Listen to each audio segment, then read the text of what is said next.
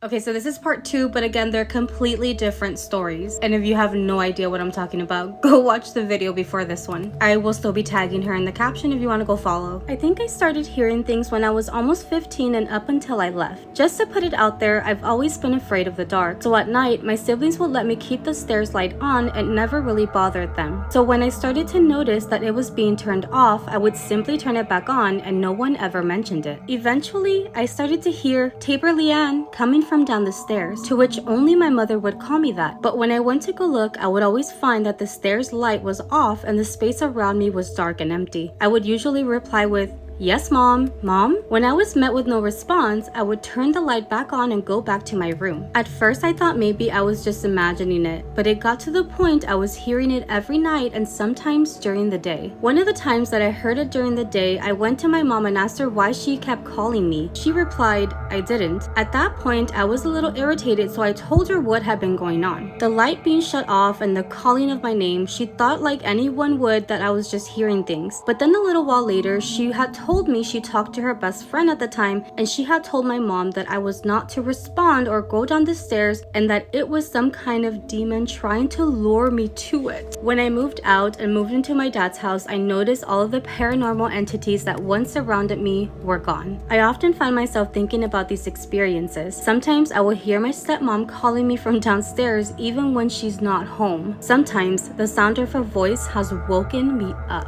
That is terrifying because it sounds like a mimic maybe. Oh, I hope not. Just some background info. I moved into a small town in Indiana when I was 10 along with my mother, stepdad, and siblings, one sister and 3 brothers. The older kids started school, which left my youngest brother alone at home with my mom during the day. One day after school, my mom asked to talk to me about my little brother. I'll call him June. He was around 4 or 5 at the time. She said that he'd been talking about this imaginary friend and that June had said, "His name is Jeff, he has white hair, he's 10 like Tabor, and he died here, Mommy," and just smiled at her. He later described what he looked like. He said that he was wearing something like a coal miner's striped outfit and that he was dirty. That's how my mom put it. After maybe a couple of years, he couldn't remember anything about him. Later, when I was around 14 or 15, I had switched rooms with one of my siblings. After a little while, I started to feel someone crawling into bed with me. Not a pet. Whatever it was just as heavy as a person. I could feel the bed getting weighed down by it. I had also just gotten a mirror, and yes, it was stupid. It was placed almost directly in front of the bed. That's where I would see him, but only in the reflection. He would just stand there. Out of everything in that house, I felt as if he was the only one that was good and didn't want to scare or hurt us. I feel like this may have been sleep paralysis, maybe.